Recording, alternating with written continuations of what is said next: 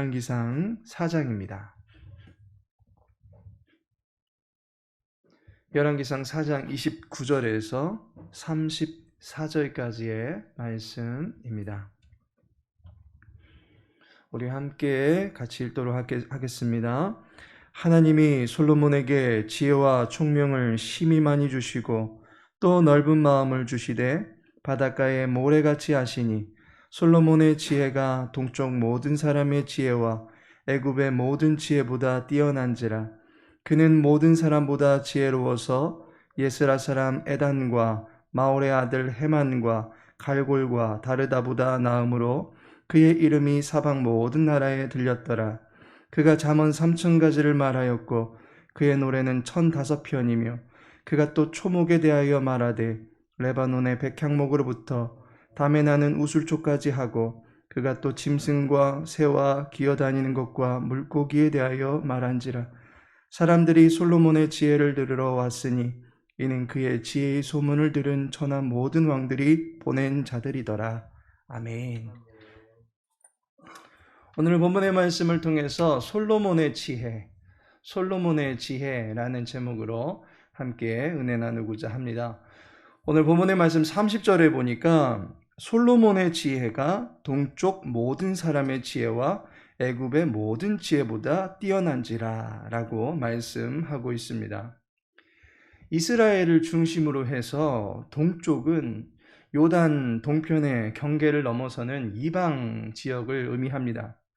동방의 모든 나라를 의미하는 것입니다. 그리고 애굽은 이스라엘의 서쪽 방향에 위치한 나라입니다. 그런데 그 나라는 지혜를 대명사로 여기는 지혜의 나라다라고 볼 수가 있습니다. 서방의 지혜를 대표하는 나라가 애굽입니다. 그렇다면 이스라엘에 자정하고 있는 솔로몬은 동으로는 이방의 모든 나라 사람들을 포함하고 또 서쪽으로는 지혜의 대표 주자라 할 수 있는 애굽의 그 누구도 범접할 수 없을 만큼의 뛰어난 지혜를 갖추고 있다라고 볼 수가 있습니다. 그 지혜가 어떠한 것인지 본문을 보면 알 수가 있습니다. 솔로몬이 가지고 있던 지혜가 어떤 지혜입니까? 첫째로는 하나님을 아는 지혜다라고 하는 것입니다. 32절에 보니까 그가 잠언 3000가지를 말하였고 그의 노래는 1005편이며 라고 말하고 있습니다. 솔로몬의 잠언은 성경의 편집자들에 의해서 다수가 실려져 있는 것을 보게 됩니다. 많은 성도님들이 자녀들에게도 잠언을 읽도록 권유하면서 그저 나의 자녀들이 솔로몬의 지혜를 갖기를 바란다라는 그런 소원을 말씀하시는 것을 듣게 됩니다. 그만큼 짧은 지혜의 구절들로 우리의 공감을 얻어낼 뿐만 아니라 우리로 하여금 많은 생각과 반성을 해주는 명구들이 잠언 안에는 전시되어 있는 것을 보게 됩니다. 그런데 잠언 1장 7절에 보니까 여호와를 경외하는 것이 지식의 근본이거늘이라고 말씀하고 있습니다. 지혜와 지식의 근본이 여호와를 경외하는 것이다 라고 가르쳐 주고 있습니다. 최고의 지혜는 창조주 하나님을 바로 아는 것에서부터 비롯되는 것입니다. 솔로몬은 또 다른 지혜서인 전도서를 기록하였는데 그 전도서 12장 1절에 보니까 너는 청년의 때에 너의 창조주를 기억하라 라고 말씀하고 있습니다. 모든 것이 헛되고 헛된 것 같고 만사가 무익하고 허무한 것 같다 할지라도 창조주를 의식하고 살아가는 이의 삶은 분명히 의미가 있는 구별되고 거룩한 삶을 살게 될 것이다 라고 하는 것을 강조해 주고 있는 것입니다. 결국 하나님을 바로 아는 지혜가 솔로몬이 갖고 있던 지혜였다라고 볼 수 있습니다. 34절의 말씀과 같이 왜 그토록 수많은 나라의 사람들이 솔로몬의 지혜를 들으러 왔겠습니까? 자신들이 오지 못하면 대신 다른 사람을 보내서라도 그 지혜의 말씀을 듣고 오도록 했겠습니까? 세상의 가르침이 아니기 때문입니다. 세상에서 경험하고 찾을 수 있는 지혜가 아니기 때문입니다. 오직 하늘에 계신 하나님을 아는 자만이 풀어낼 수 있는 지혜의 보따리를 솔로몬이 갖고 있었기 때문입니다. 파스칼은 말하기를 인간의 마음속에는 하나님만이 채워주실 수 있는 공허한 공간이 있다라고 말하고 있습니다. 그 공간이 영성입니다. 하나님의 입김, 곧 성령 하나님만이 내주하셔야만 비로소 살아있는 영으로 움직이게 되는 영혼의 엔진이 있다라고 하는 것입니다. 그 엔진의 연료가 바로 하나님을 아는 지혜에서 비롯되는 것입니다.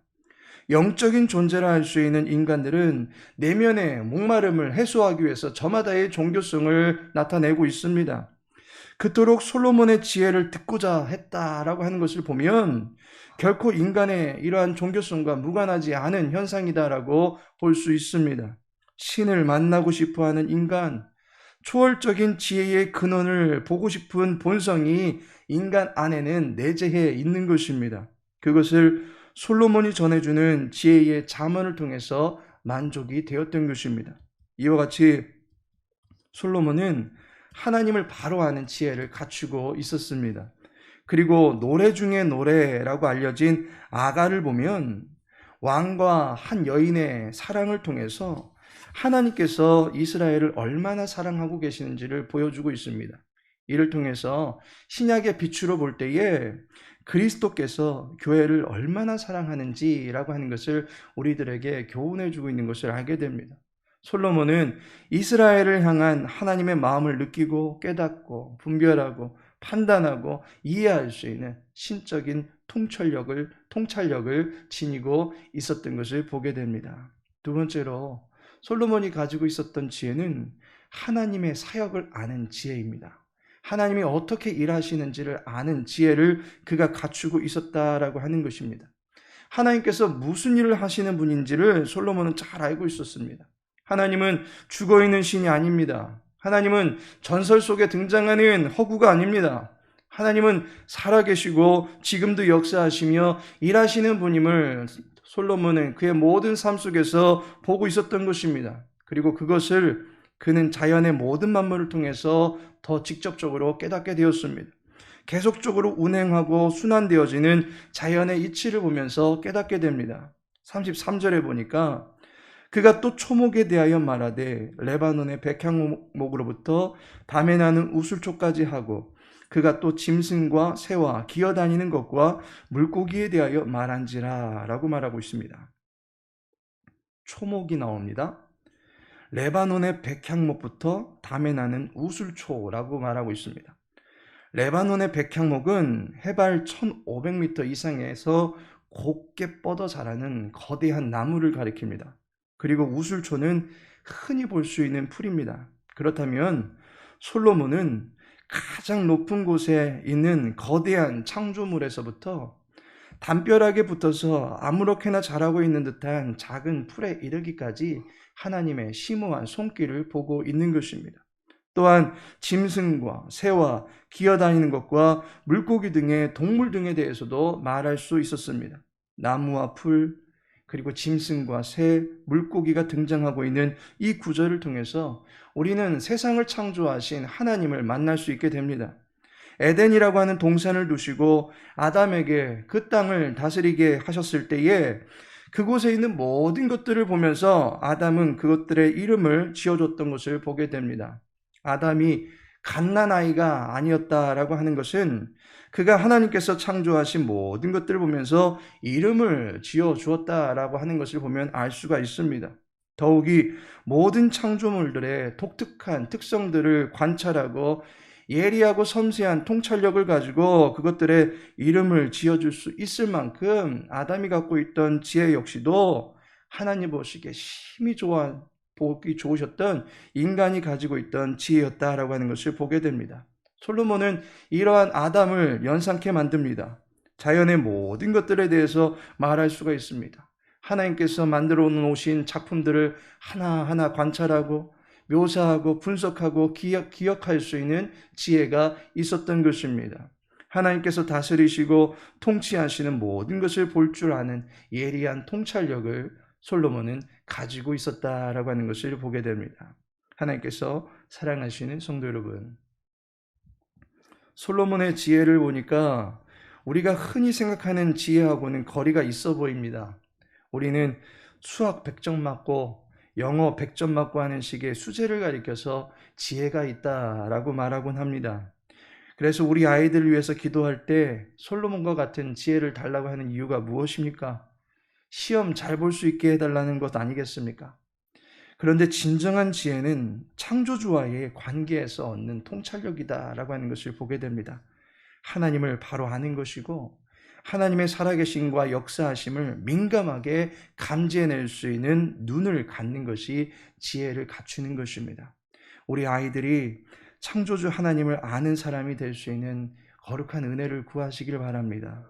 우리의 자녀들이 하나님의 살아계심을 인정하고 그 앞에서 자신의 피조물 때문에 지기를 인정하고 살아갈 수 있는 사람이 되시기를 구하시기 바랍니다. 여호와를 경외하는 것이 최고의 지혜입니다. 하나님을 두려워할 줄 알고 하나님이 함께 하신다라고 하는 이 사실을 간직하고 사는 사람이 동방과 서방의 그 어떤 누구보다도 뛰어난 지혜를 갖추고 사는 하나님의 사람인 줄로 믿습니다. 이 사람이 되는 저와 여러분 그리고 우리의 자녀들이 되어지기를 예수님의 이름으로 축복합니다. 다 같이 기도합니다. 우리의 지혜의 근원이 되시는 하나님, 주님을 바로 알 수 있는 지혜를 허락하여 주옵소서.